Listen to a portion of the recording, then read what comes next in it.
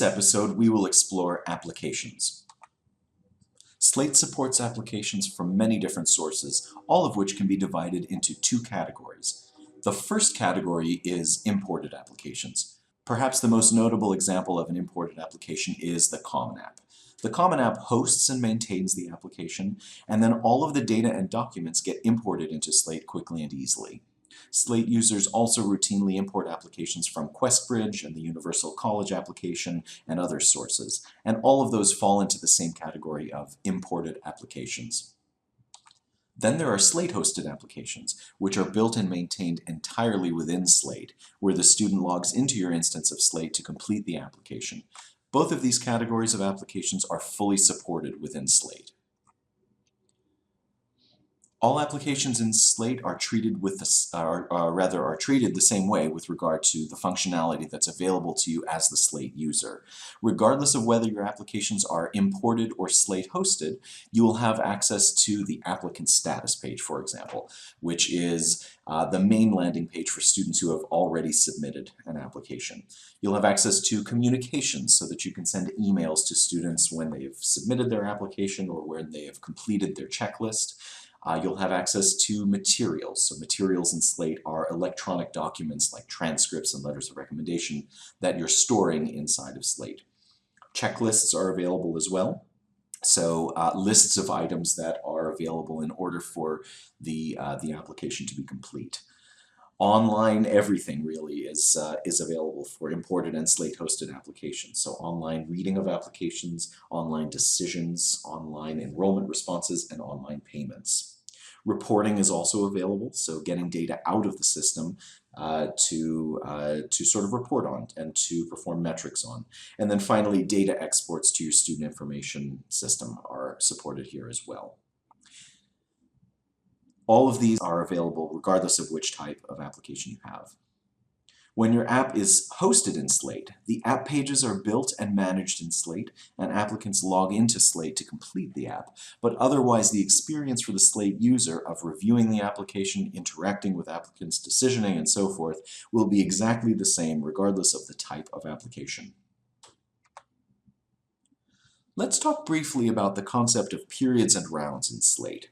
In short, applications are all going to be part of a round, and all rounds are going to be part of a period.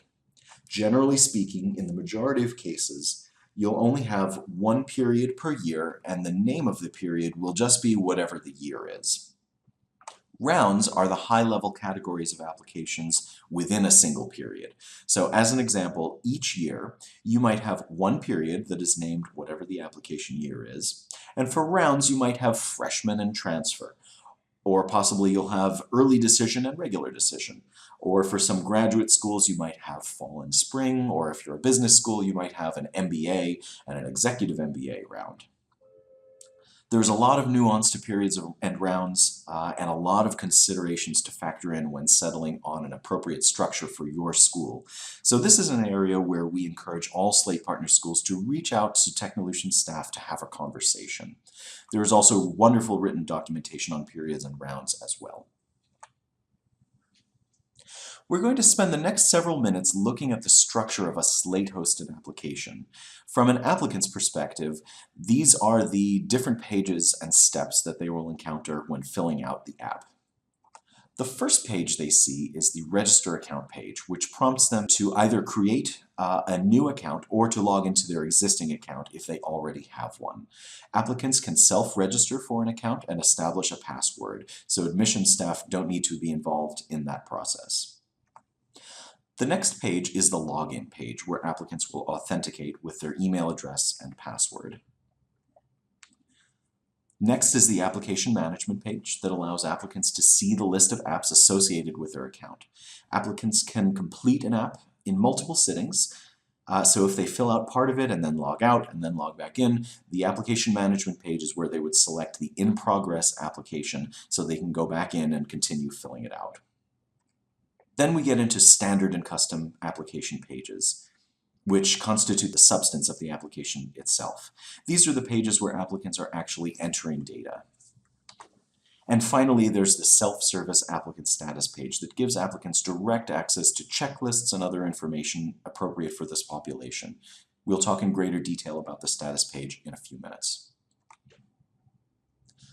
Let's take a look now at an example of a standard page. This is the Slate Standard Personal Information page. Since this is a standard page, it is already built and is available for all Slate partner schools to use at any time.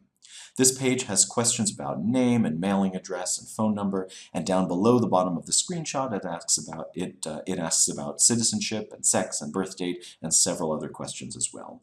Even though this is a standard page, there are still lots of opportunities to customize the questions on this page, and we'll look at that in a few minutes.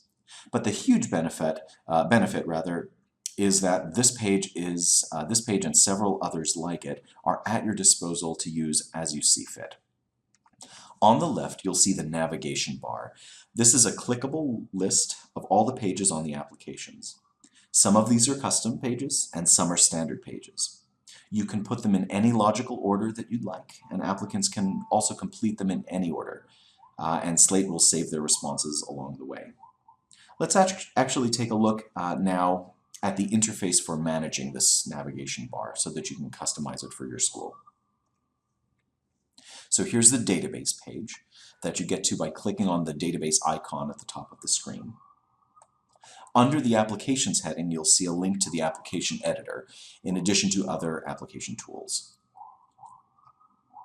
So this is the application editor landing page, where you can manage the different configurations within the application. So let's click on the one configuration that we have in this test environment for the time being, and you'll see that, all of the different pages of the application. Notice that there's a clickable link to each of the pages in the application, sort of at the top. This list matches the navigation bar in the application that we saw a moment ago. You'll also see a list of application-related pages that you can configure and adjust. So let's take a look at the navigation bar settings by clicking the Edit menu button. Again, you'll see a listing of the pages in the application. You can click and drag these gray rectangles around and reorder the pages on the application, and click the Edit links to adjust page settings and control access conditions for each page. You'll also see a place to add additional pages to the app. So let's go ahead and click Add Link to see how to do that. Here's a list of the pages that you can add to the app. One thing I'll note is that almost all of these are standard pages that are already built for you and ready for you to use at any time. All of these can still be customized and adjusted, but the lion's share of the work has already been done for you on a personal information page, a school history page, an employment history page, etc. It's just these two custom page selections that are pages that are 100% user created. To add a new page, simply select the appropriate page type, give it a label that will appear in the navigation bar, and you'll be good to go. Let's take a moment to explore the customizations available on a standard application page. So here we are again looking at the list of all the pages in the app. And as our example, we're going to look at the personal page settings. When we select that, we see this page where we'll select general settings to adjust the already built page fields. There will be more settings on this particular page if you've actually added additional questions to the personal page. But for now, let's just click General Settings to modify the existing questions. So here's a list of the settings.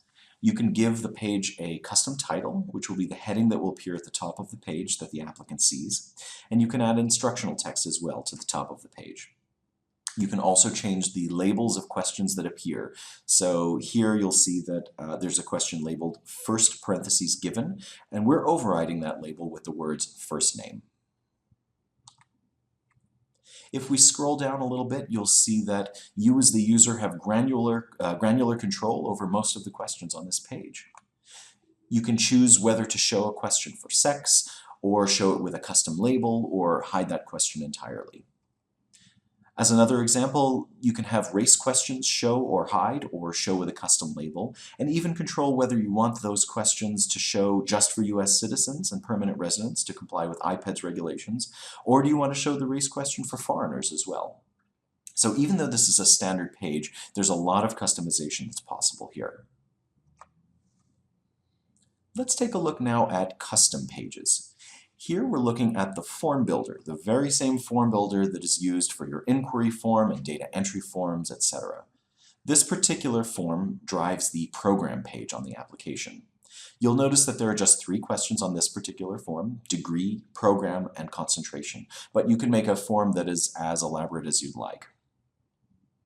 There's also some help text at the top, rather above the questions, that says, please select the degree, program, and concentration for which you would like to be considered. This is customized instructional text. You can make text that says whatever you'd like it to say. So it's just a regular form, and each question on the form should be mapped to an application scoped system field. The one difference here that makes this an application page is the scope of the form. So let's click Edit Properties to take a look at the scope settings. Here's the Edit Properties pop-up window, and you'll see that the scope is set to Application Page. That's it. That's all you need to do to make a custom application page. Let's look now at how to add this page to the application itself once the form has been created. Here we are back in the application editor, and we've clicked the Edit menu button. We'll click Add Link to add the application page. The most important part here is that this page is classified as a custom form page. All forms in the form page with a scope of application page are considered custom form pages on the app. After you've selected the type, you'll see a list of all of the forms with a scope, or rather with the application page scope right here. Just select the specific page that you'd like to add, give it a label that will appear in the navigation bar, and you'll be all set. As soon as you add the page, it will be available in the app immediately. So let's see how this looks in the app itself now. Here it is. Notice that the program page is highlighted to show applicants which page they're on, and everything we saw in the form builder is displaying here. The instructional page, or rather the instructional text, is still at the top, and we see the questions degree, program, and concentration just as expected. So that's how you can add a custom page to the application. It's very simple, and most importantly, it's completely within your control. No one from Technolutions needs to intervene in order for you to add questions to your own Slate-hosted application. Moving on, let's take a look now at submission requirements on a Slate application. By default, there is only one question on a Slate-hosted application that is required in order for the applicant to submit, and that's the signature on the certification page. The certification page is the one that most schools choose to add as the second to last page of the application. But you probably want to build in additional requirements so that the most important data is required in order for the applicant to submit the application. For example, you probably want the first name and last name to be required, but you don't want the middle name to be required because not everyone has a middle name. In this example, we're going to look at building a submission requirement for the degree question on the program page that we just looked at. To start, click on the Application Logic tool within the database page. That will bring you to a page that looks like this, where you'll see a list of all of the different logic pieces that you've already built. You can insert a new requirement by clicking the Insert link, but we're going to look at the settings for the degree logic that we've already built for this example. So that's the second line there that's labeled, please enter a degree. Here's the pop-up where all of this is defined. First, we want to select a logic type of submission requirement, because there are a couple of additional things that you can do with this page as well, but submission requirement is the one that we're looking at here. Second, we want to select the page of the application that this requirement relates to. Third, in the name setting, we want to type the exact message that we want applicants to see if they haven't fulfilled this requirement. So in this case, we've typed the words, please enter a degree. Fourth, we want to select the type of submission requirement. Slate supports 2 kinds of submission requirements, and they are hard fails and soft fails. A hard fail is an absolute requirement for submission. So if applicants haven't fulfilled the requirement, Slate will prevent them from submitting the application entirely.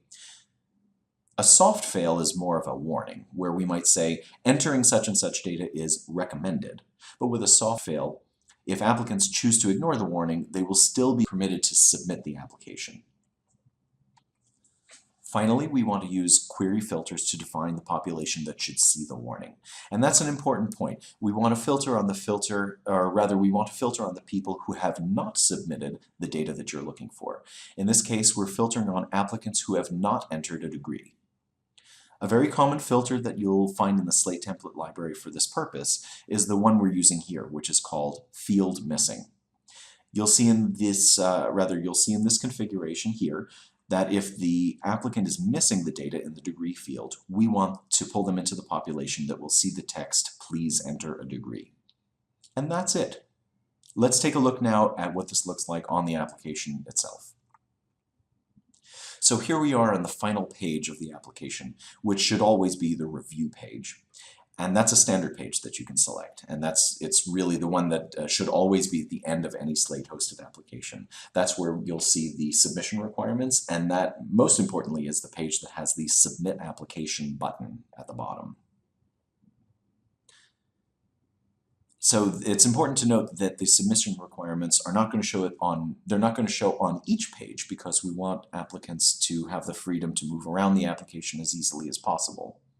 So they're going to show at the very end of the application. Here you'll see the message that we've defined and a red link back to the program page that the applicant can click on to be brought back immediately to the page where the degree question is asked. And that's submission requirements, simple as that. Let's move on to controlling access to specific pages for certain populations. On this particular app, you may have noticed that we have a page labeled International. Wouldn't it be nice if we could show that page only to applicants who have indicated that they are citizens of another country? That's what we're going to do here. So we've already built this logic for this example in the application logic tool. So let's click onto it to examine the settings. Here's the pop-up with the settings. First, we want to select a logic type of group/page key. And that defines a population, defines a population that can later be applied to application pages and submission requirements as well. Second, we want to give this logic a name. This name is not public facing, so applicants will not see this. We can simply call it International here, just so that we can find this easily later. Finally, we want to define the population with standard query filters. All we need to do here is use the citizenship status filter to find anyone who's listed as a foreign national.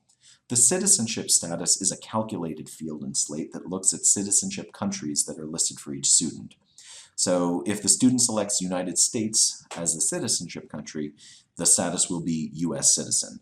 But if another country is selected, the status will be foreign national. So now we've used a standard filter to define the group called International. And now we can apply this logic as a page key on the International page of the application. Here we are back in the application editor where we have clicked Edit Menu to see the list of application pages. We're going to select the International page to add the page key logic that we just looked at. Here we can, from here we can very simply add the page key from the drop-down list, and it will control the access to this page. So if we're adding the International group as a page key on the International page, that means that only the students that fall into the category of International will be able to see this page. Otherwise, the page will be suppressed. So let's take a look at what that looks like on the application itself. I'm on the program, or rather I'm on the personal page, which is where the citizenship question appears. And you'll notice in the navigation bar that the International page is showing. So at the moment, the International page is not being suppressed. And if we scroll to the bottom of the page, you'll see that the primary citizenship is listed as United Kingdom. So this applicant satisfies the logic of the page key, and therefore the International page is available on the app. I'm saying that I'm a United Kingdom resident, or rather citizen, and therefore the International page should show for me. But let's go ahead and change the citizenship to United States and see what happens. You'll notice that the International page has completely vanished now. So US citizens will not have access to that page at all. As you can see, it's very simple to control access to specific pages on a Slate-hosted application. If you can query on a population that should or should not see a page, you'll also be able to control access within the app. Let's move on to the applicant status page, which is available for all applications, both Slate-hosted and imported. We're looking now at the Application tab on this sample student record. You'll see on the right two impersonation options. One that will bring you as the user into the student's application itself, and the other that will bring you into the student's application, or rather the student's status page. When you impersonate, you're actually able to see exactly what applicants would see if they were logging in as themselves. So this is a very useful feature that comes in handy quite frequently. Let's go ahead and select the status page option here. We're looking now at the status page for this particular application. Remember that this page will be wrapped in your institution's branding. It's just like just like all of the applications pages and all of the other public-facing pages in your instance of Slate. The status page is the main page for applicants who have already submitted an application, and this is where you can pipe in as much or as little information and functionality as you'd like. There are lots of different things that you can put onto the status page. So for example, you can add population-specific messages, which we call teasers in Slate. That's where we say, show this text or photos or videos if the student falls into a particular population. So that could be whether they're a freshman or a transfer, or a graduate student or an undergraduate student, or if they've already been admitted, or we haven't gotten to that particular point yet. You can control specific text on the status page depending on the population that the student falls into. You can also add address verification, where the student can see what kinds of addresses are on file for you, and optionally you can give them the ability to adjust their address if you'd like. You can also allow students to make payments on the page, so enrollment deposits are a common example of this. And you can also optionally make available material uploads. So if there are specific types of documents that you want to give students the ability to upload directly, you can make that available on the status page as well. Checklist items, that is perhaps one of the most important things that you'll see on a status page. You'll be able to control which checklist items are showing for different populations, and they'll show with either a green check mark or a red X depending on whether the student has or has not submitted a particular item. You can show media uploads, which we call portfolios in Slate, and those can show on the status page as well. Decision letters also go right onto the status page. So at decision time, when you've released a decision letter to the applicant, those will show or rather a link to those will show right here from within the status page. They'll click the link and then see the letter immediately. And then finally, optionally, if you'd like to, you can include social media feeds like a Facebook feed or a Twitter feed just to customize the status page a little bit further. And that's applications. As always, if you have questions about this functionality, don't hesitate to reach out to us. Thanks for tuning in.